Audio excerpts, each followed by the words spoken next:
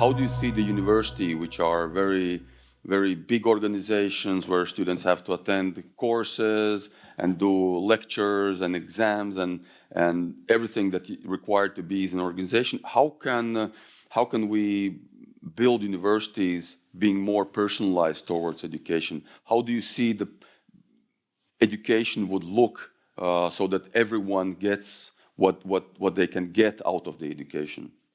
I think it was already mentioned that we perhaps need more flexibility so the students, they can start with one program, for example, and then they understand, okay, I rather become mechanical engineer, and so they can specialize or select another program, another courses, not the program but the courses. So it's kind of a la carte kind of approach. So they pick more of the courses and they can select them more specific for their needs and skills. And of course, this is a question about the size of university, because of course for the small university it will be very difficult to make so much electives. But as universities are growing, and so this provides more opportunities for students to say in the second year, and actually this has been already studied, that this is allowed to reduce dropout rates. They decided to go to different area and they still stay in university. So I think this is one way to become more, to provide more elasticity in selecting the courses. And the second is that to have more, the way it's kind of didactic way, how do you teach? If you have this more,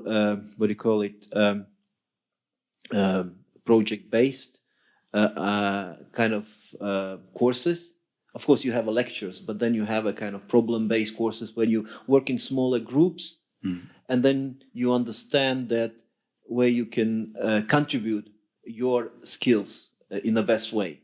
So basically, it's not just about lecturing and the practical work, but also really more hands-on type of projects, and this would allow you to really find where you fit the best your skills.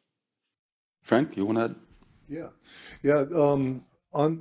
One of the things that I think are so interesting about university is the fact that you actually can choose the courses that you choose.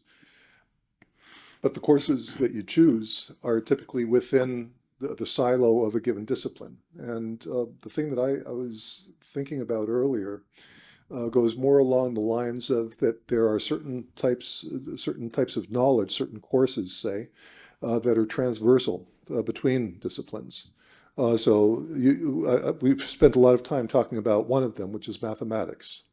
So if I want to become an engineer, I better know some math. But by the way, if I want to become a psychologist, I also better know some math. If I want to become a professional manager, I better know some math. If I decide to switch out of engineering and go study management, does that mean that I have to take the math course again, or will the course that I took at engineering school still be recognized at the new school? Another example is research design. I don't know at what level you offer or require students to do actual research, but to give them a proper introduction into research design is not a bad idea, no matter what the discipline is.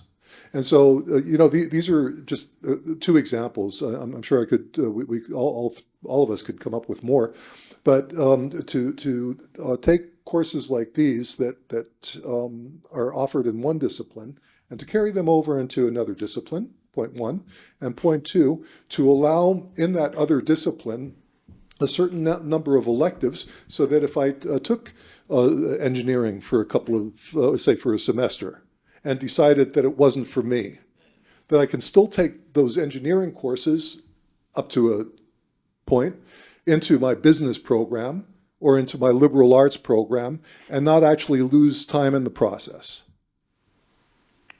Yeah, cool. Wanted to mention just one, I think, obvious elephant in the room. As you said before, a few years ago, I happened to be in Boston for Digital Universities Week, great happening, where American universities discuss what is going to happen. I think what we also have to realize that there is and will be even more growing competition for big names in the States, because they're all digitalizing their product, and they're going for micro credentials to actually, so you can actually have the paper from Harvard or MIT, wherever you are on the planet. You don't necessarily have to go to Boston and study here. So I think this is one big trend, that if you have a big and powerful team that creates good, powerful content with a good name, I think this will be all over this place. So this will be a competition for, particularly for lifelong studies, I think.